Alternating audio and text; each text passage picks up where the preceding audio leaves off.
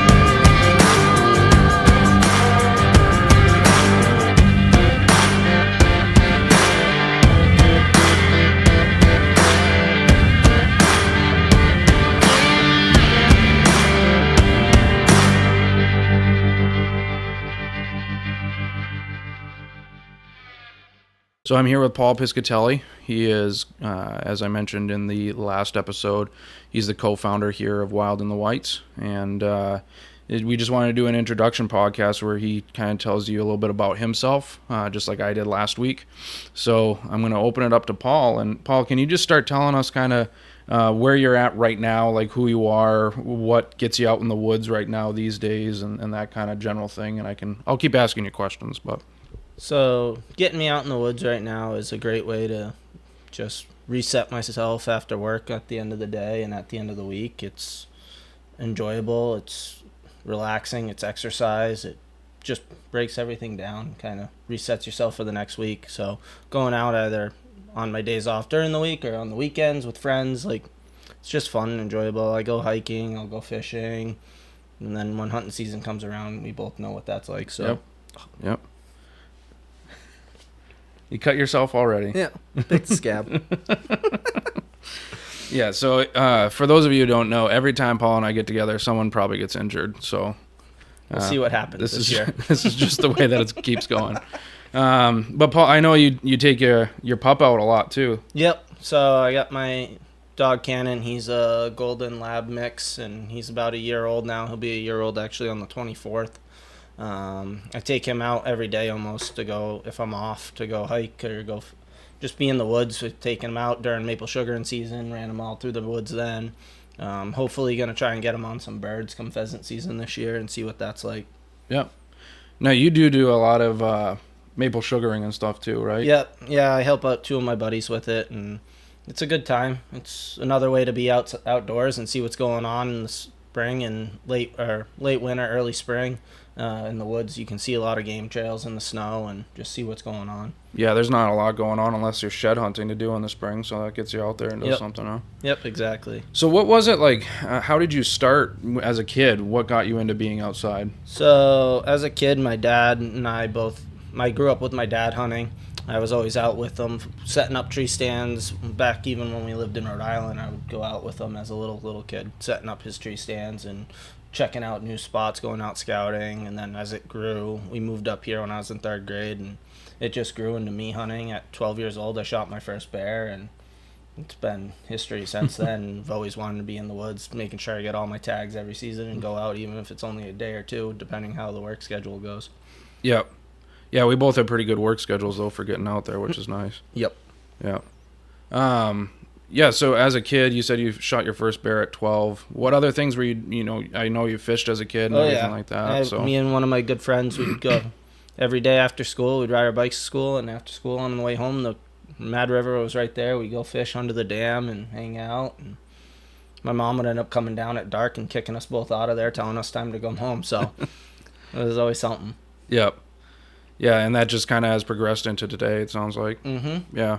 No, I mean, it's kind of the same for me, where it started out as a obsession as a kid. I always wanted to do it, and I think having my dad fishing with me a lot was a big thing. And I explained in the last episode too, like I didn't have anybody to teach me how to hunt, so I just started hunting not that long ago. Yep. I'm going into my 4th season, but you've been hunting a pretty long time. Yeah, my dad, he showed me a lot of stuff, and then it was just a lot of stuff was self-learning. Like, he stopped hunting a couple of years back, and I just kind of picked up where he left off and used his spots and the spots he had found where things looked promising. Even if he didn't have success there one year, we kept going back and checking it out and seeing what's changing. It also doesn't help that a lot of the areas that I grew up hunting with him have been built up now Sure. and have changed due to how everyone's moving up into New Hampshire now. Like, a lot of it has become, a lot of the areas I hunted with him as a kid are now have houses in them, or Okay. houses closer to the areas, so now you can't really be in there unless you're archery hunting or Right. that type of stuff. So it's just rolling with the punches and figuring out new spots and always getting out there. That's what made me start going out farther, like I do now with you. Mm-hmm. Going out and just hiking for the day and seeing what we can find. Yeah. Yeah. So I know you say that you use a lot of your dad's spots, and now you're trying to find new ones. So what do you do for scouting? How do you do that? When I go out, I'm just looking to see what activities going on in the woods. I'm trying to find scat. I'm trying to find tracks, anything that's old rubs, old signposts, any of that type of stuff that, even if it's not from like the most recent year, it's still good information. It's good to know where the deer are moving, where they've been. Yeah. Because unless I see something right then and there, walk up on a deer, it's hard to know where they've been unless you were out there trying to find them. So Yep.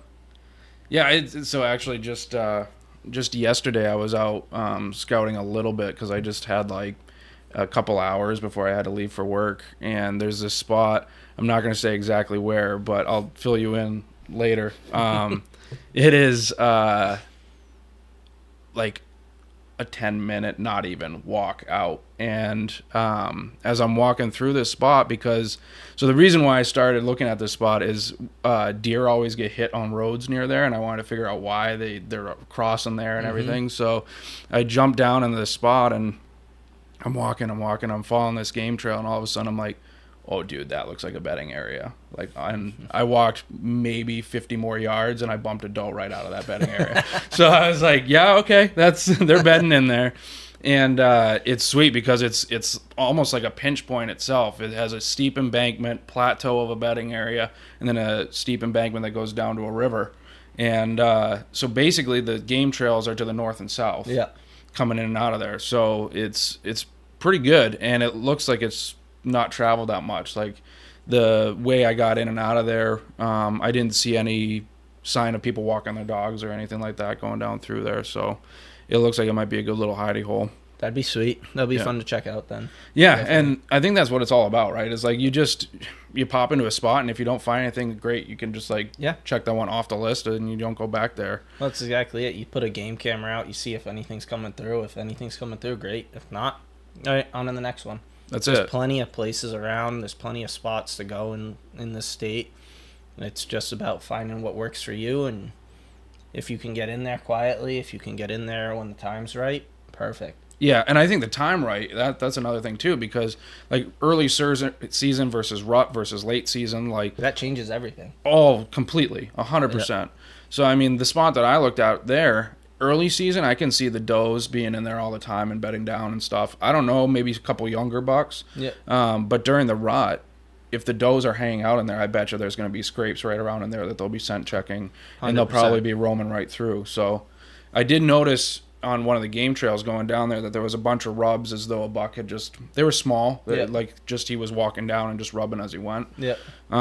So my guess is they roam through there, but they're probably not spending a lot of time in there. Well, But that's like the spot I've been hunting for the past couple of years pretty hard up on the hill. And it's fun to go in there at all different times of the year. Like, when I go in there and start setting my cameras up to see the change, like at that time of year, I'm starting to see rubs. I'm starting to see new things happen. But come towards the end of the season, late season, there's no real activity in there. They start moving away from that area. So it's interesting trying to figure out where they're going. right. So we can get back on them. Yep. And the other thing too is there's a spot near the spot I was yesterday that I know gets hit pretty hard. So I'm thinking if the bucks are up there and the activity starts up, then they'll start getting pushed and they'll go down into this spot to hide because there's not a lot of activity down there. So speaking of outdoor stuff, did you hear about that piece of property Cameo bought? I did, yeah. That's going to open up a lot more activity for us. We're Yes. going to be able to get farther in, which will be really nice. Yes. And he wants people to hunt it too. He does. He wants people to hunt it. He wants it to be accessible to everyone. He's setting up a whole like campsite for you to be able to stay up there and everything. Yeah, the too, campsite. So. I talked to him the other day, and campsite's going to be built hopefully at the end of the month. Yep. His girlfriend and him were up there the other day. She built a big fire pit. They're building a that's awesome. three-sided lean-to structure to camp out in, and then they're hoping to have access all the way over to from it. They talked to a guy that bought the other side, so they're going to try and wrap a trail all the way around. Very cool. And then they're going to make a non-profit to get in with the National Forest. Yeah, because I know he wants to do rock climbing and stuff and open it up to that type of stuff, which will be great too, because I like to rock climb. It's fun. It'll be kind of cool to go up there and just be able to top rope whenever you want. Right.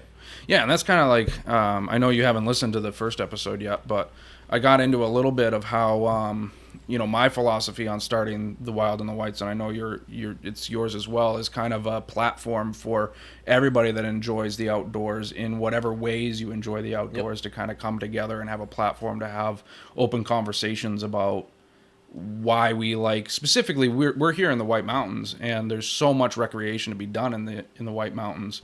And, I said, like, you could be the people that go out there just for the history of it, right? Mm-hmm. There's so much history. You go off of Sandwich Notch Road, and there's, so many old foundations to be found out there. You go up through Livermore, and there's the same thing. If you go out Ellsworth Hill Road and then take Ellsworth Pond Road that wraps down into Rumney, go off of there's all the old logging camps. There's a couple of old, I don't remember if they're steam motors or exactly what, but it was part of the sawmill process and everything that they had up there. Yeah, Marshall would know. Marshall, that's who I asked and got the information from.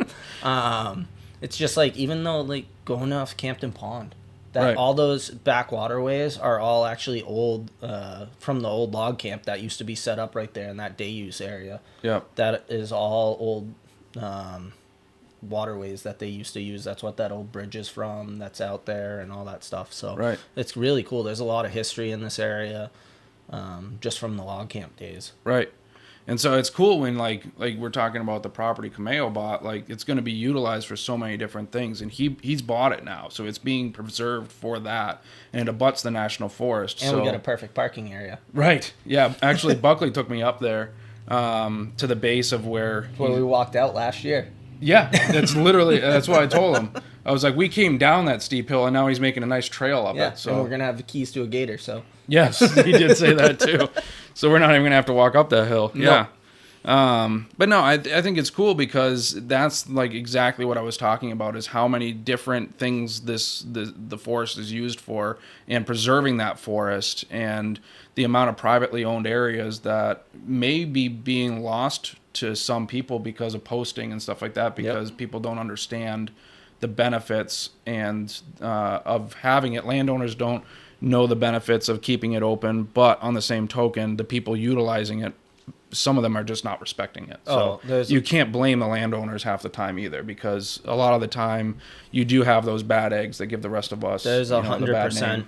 I can think of a couple times I've found tree stands out in the woods and people just leaving their trash right underneath the tree stand. And it's like, what are you doing? Yeah. Pick up after yourself. You give everyone else that's out here enjoying it or utilizing this area a bad name. And the people that own the property don't know which one it's doing. Correct. Yeah. And if I was a landowner and I saw that happening on my land, I would post it too. Yeah. You can't blame them. No, can't blame them at all. And so that's where, I would love, if this grows, if Wild and the Whites grows, to be a platform where people can have those open discussions in a respectful way. And 100%. We can advocate for everybody utilizing it. I don't care if you're the one that goes out into a blueberry patch to pick it. I think you still should be able to do that. Yeah. And enjoy the woods for what it is, and not have it ruined because of somebody else. So. Nope, I'm with you on that. Yeah. So basically, what's your plan for this upcoming hunting season? This upcoming hunting season, I'm actually really looking forward. This is the first year we're going to have 2 bear tags. Yes. So I'm Yeah, really yeah. looking forward to doing that. I want to try and get one bear over dogs again this year for the first time in a while, and then I'm gonna try and do one without and see what happens. And towards the end of the season, if it comes up, I'll try and do two with dogs. Like, I'll Yep. just play around. I love hunting over the dogs. It's a lot of fun. Mm-hmm. You get really up close and personal sometimes, and it's exciting. Yeah. I'm an adrenaline junkie, you know that. Right. No, we should definitely do an episode just dedicated to talking about bear dogs, because that's definitely, it can be a controversial thing. So It definitely is. I've had numerous conversations. It's really interesting to see people's different takes on it. I've heard all the different ones, and if we want to interview Bruce, I'm pretty sure he'd be down. yeah, we should. I mean, because it's a good way to try to get it out there as to the reality of it, because so many people have a view that's kind of skewed and not really accurate. So I think that'd be a good thing to do. We'll try The to set other one something that up. we could interview would be too. Yep. I could maybe talk to him, but I don't know. Yeah, we can try. Yeah. And I know another guy over in Hebron that runs bear dogs too, that I'm sure he'd be happy to talk to us too. He works over at one of the camps. So I was talking to him the other day about it, and I'm sure he'd be happy to jump on too. Yeah. But so yeah, you want to do that? I mean, want to do that, and deer season, I really don't know what it's going to hold this year. It depends how much overtime I pick up, if Right. I'm going to be out or not. And also, Mariah's going back to school, my girlfriend, so we'll see what I got for time, because it's going to change. Yeah. No, I know you're not a stand hunter. No, I can't sit still that long. We both know that. Yep. I can barely sit still here. Yeah. You don't like sitting in a stand, and you sound like a bull moose walking through the woods. So Yeah, it's really it's- tough for you, isn't it? Yeah, it's a little rough. It's a little rough. Snapping twigs here and there. You know, some days I go slower, some days I don't have the patience. If you ever want to do a deer drive, just have Paul in the woods with you. It's going to happen one way or another. Oh, yeah. Works every time. I know numerous people that have better luck than I just because I'm walking the other way from them. Yeah. And you just got back from a trip down to Florida. Yeah. You did a little bit of fishing down there. Yeah, I went down to Florida for a couple weeks. We went on a fishing trip right off the coast. We did some inshore fishing and just some local offshore fishing there. Caught some triggerfish, some red grouper, which was fun. It was a good time. I'd never caught any of those before, so Yeah. it was interesting to see. Yeah. Last time I was down last year, I did a fishing trip as well and caught a mahi, which that was fun to pull Yeah, up. that's good. It was a I've never done beautiful that. fish. Yeah. Beautiful, but it's crazy to watch the color drains out of that fish as soon as you pull it out of the water. Oh, no kidding. I didn't know. that. Yeah, as soon as if those pictures you see of those fish when they're blue and green Yep. and all the yellow and all the colors are really vibrant and bright, it's right when they come out of the water, because otherwise, as soon as they sit, the colors all fade out of the. Weird. Yeah, it's really crazy to look at. Yeah, I didn't know that at all. Wow. So are you planning to hunt any other states, or you're just going to try to stay? I think I'm just gonna stay in New Hampshire. I'm not really big on going to other states as of yet. I have the time I could take off, but to do it and do it right, Yeah. we'll see what happens. Me and one of my other buddies have been talking about maybe doing an Arkansas trip for ducks, That'd be cool. which Yeah. would be fun. Do a 3-day trip, and then I had someone else approach me about maybe going out west and doing a mule deer hunt. That'd be amazing. He's got a hook up for a camp, so we'll see what happens. I'm not holding my breath on that one, but we'll see. Yeah, going out west is a bucket list thing for me. I really want to do that at least once, if not more than that. Yeah, Elk hunting, mule deer hunting, all that. Smith was the one that was talking about doing it. Oh, really? Yeah, he was adamant that he wants to try and do it this year, even if we do it as a business trip. Sure. So we'll see what happens. It's Right. an employee appreciation trip. Right.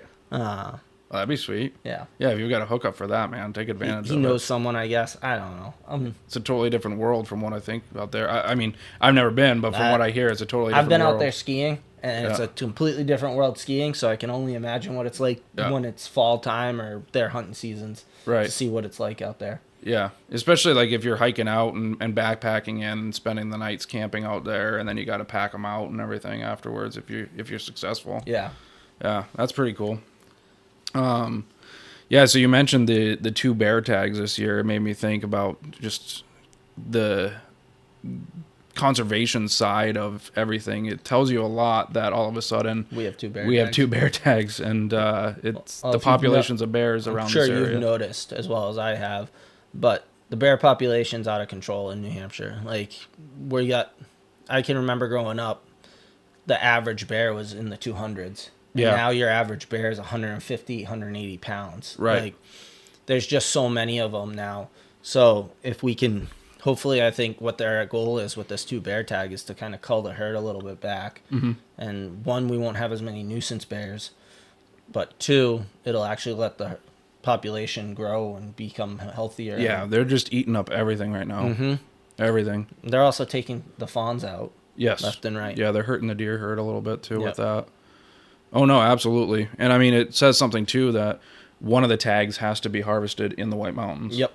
And so right where we live is where the Luckily, hub of all the luckily activity both is. our tags will be harvested in the The White, Mountains. exactly. Yeah, I actually didn't buy a second bear tag. You have to buy them at the same time. I didn't buy just bought any of my one, but- tags yet. All I did was get my fishing and my regular hunting your license. combo. My combo. That way, if coyote or whatever, I can pop it. But Yep. I'll wait. I'll buy my tags. I buy my tags as the seasons roll in. Just that way, I know what I can and what I don't have time for. Yep. Because at the end of the day, like most of the time, I buy them all, and it is what it is. But I try and wait and push things off and see how the season's going to play out. No, that's smart. It is. I just I sit down one day at the beginning of the season and I daydream. And I buy a bunch of tags, and then at the end I go, why did I buy all these tags? But the money goes to a good cause, so I don't mind it. In the long run. And that's my thing. At the end of the day, I buy them all anyway. I might as well just sit down and buy them all at once. But Right. I usually pick through, and then it's a pain in the butt trying to keep track of which paper's which. Right. Yeah. So, Yeah.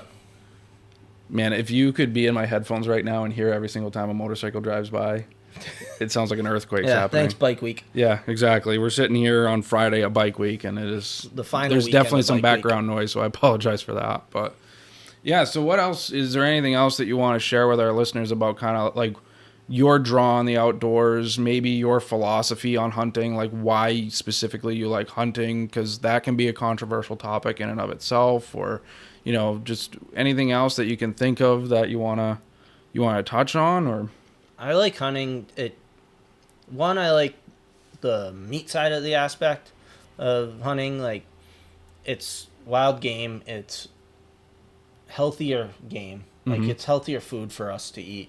It's cleaner. But the other aspect of it is it's just, as I said, it's a kind of a mental thing. It's a mental game for me. It's playing that role in my head of, okay, trying to go back in time a little bit and go back to like how our ancestors were. Yep. And Yeah, definitely.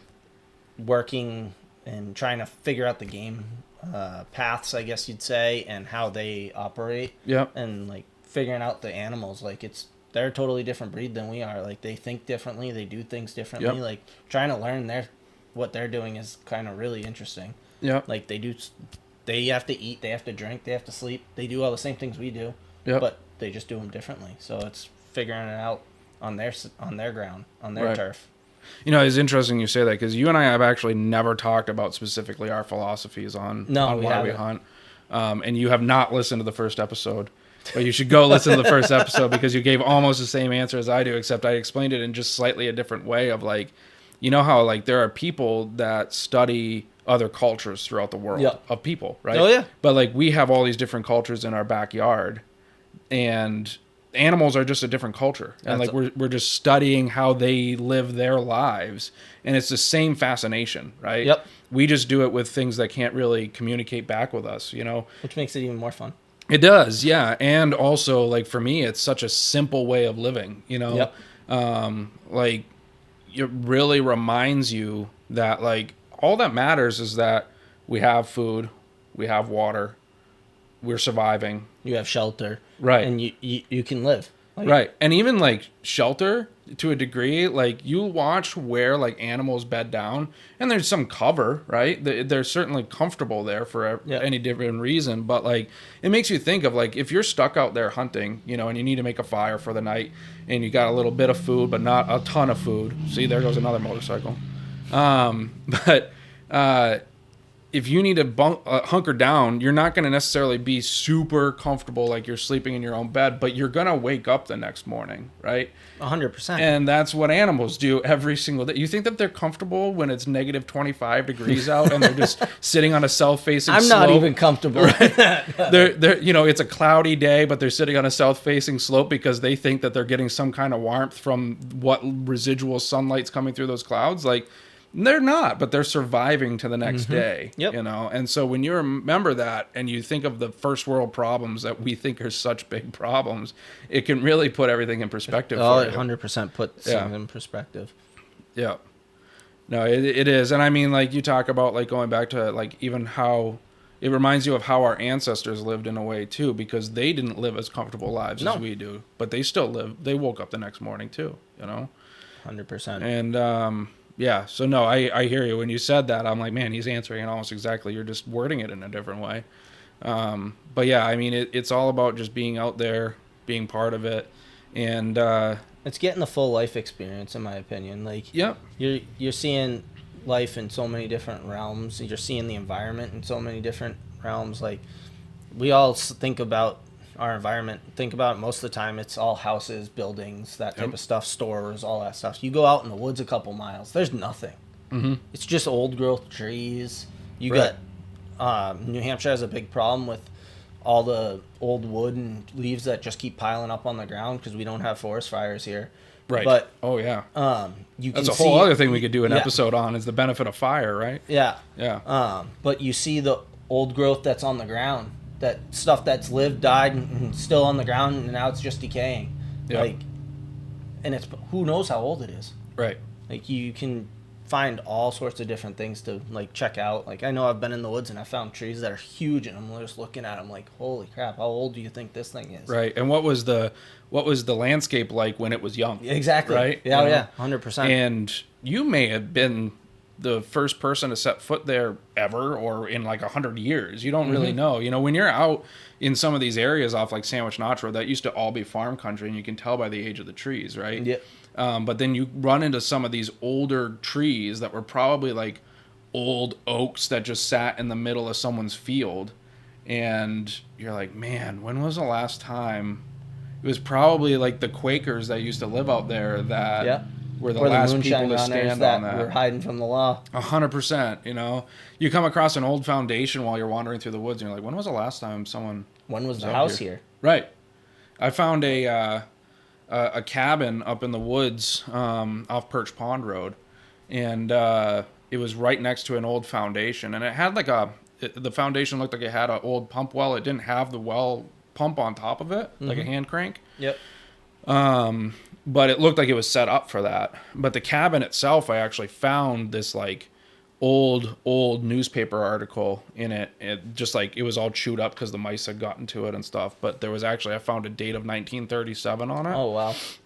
And it just looked like a trapper's cabin or something like that. But then I found the foundation, and I'd love to know the history behind that. I've been meaning to kind of check into it, but I wonder who owns that piece of property, or is it currently it's the timber company? It's the timber. Yeah, it's the Webster Land Corp. Okay. Yeah. So that ties all the way back to Sandwich Notch Road, that property.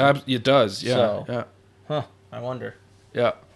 So it definitely, like, just things like that make you wonder. It's so There's cool. a lot of those old trapper cabins that are out hidden in the woods in different spots, or the foundations from them from back in the day. Yeah. Like, you just got to find them. Yep. But remember that time that we went out with Gregson? Yeah. We were so close to a honey hole, and I just found it a couple weeks ago. We were so close to it, and we didn't know it, but we were so close to it, and we were both worn out. All three of us were worn out at the end of the day. By that day. We wouldn't have made it up this hill to get there, but if we had gone back the next day and gone up there, that would have been fantastic. What, off the log road? Yes. Yeah. Yeah. Yeah, that's what I figured. Yeah. I'm not surprised. Towards the top of that ridge. Yeah. There's a couple of funnels that lead right to this one spot. So if they're coming from one side to the other side of that ridge, they got to funnel right through that. Yeah. And I mean, the moose sign is insane through that area too. But there's some really good buck sign. Talking about moose, moose population's doing really well, I think, in this area. Yeah, from what I've heard mixed things about it, but I have heard some good things. I've seen about more it. moose in the past couple of years hunting than I did growing up as a kid in this area. I will agree with that. Yeah. Like, yeah. Being in the woods as a kid, I never saw a moose sign. I never saw a moose. And in the past 2 years, I've jumped moose out of their bed. I've bumped them in the woods. I've walked right up on them. Yeah. Which that's always fun. I'm getting them a lot on camera too. It's always fun when you walk up on a moose or you startle one out of its bed and it jumps up and it's just it's sitting not there. fun. It's like, time to go. It's not fun. Yeah. Yeah, honestly, I'd rather run into a bear than an angry cow moose, or especially an angry bull moose. Yeah. Especially at a certain time of year where that bull moose really does not care about anything. No. Yeah. Yeah. I had one circle me one day up in my little honey hole where I go all the time, and I was like, I'm gonna just stay right at this tree and hope he wanders off. Yeah. It can be, like I said, I'd rather run into a bear a million times, but. No, I mean it's cool. I do like getting out there, and I think we'll hopefully get out there a little bit more together. Oh yeah, as long as we can stay healthy when we go out together and not get hurt. Someone getting hurt. Yeah, so we'll try and stay on both our feet this year. Yeah, you don't want to fall again. Yeah, no, that face plant was. I mean, it was epic, but I don't want to relive that one. It's all right. Cannon pushed me into the brook on Smarts Brook Trail yesterday, so that was fun. I was throwing a stick for him, and he was swimming around, and he came right up, took me out at the knees, and I went right into the brook. Yeah, I was like, "Thanks, buddy." Yeah, no, I definitely I'm more careful clambering over logs now. Yeah, that's probably a good plan. But at least I know when I'm with you, someone's there to laugh at me. Not help me, but definitely will maybe laugh this at year me. when we get Buckley out there, we'll get some of these antics on film for the. Everyone. Well, yeah, that's a good thing to bring up because that's going to be our third episode. I'm gonna sit down with Buckley and we're gonna talk to him a little bit. It actually might be later today that I talk to him. Oh. Well, my day just opened up, so it did. Yeah. Okay. Well, maybe all three of us can sit down together then. That'd be fun. And do something because Buckley is gonna actually be. It sounds like he's really into this and he's gonna become part of it. And if we start filming, he's gonna be the guy behind the camera and. It's just his thing. He actually really wants to be the guy behind the camera, not in front of it. So we found the perfect guy. So yeah, that's a great addition to this group. Oh, 100%, 100%. So yeah, anything else that you want to say, or you want to just wrap it up there, and then we can continue talking once we meet up with Buckley? Or I don't really got anything else to say on this one. I think we covered the bases, and as things go on, people get to know me a little better and understand what I'm about and who I am, but I think we're good. Cool, man. All right. Well, thanks for sitting down with me. We'll record another episode soon. And to the listeners, we'll see you on the next one.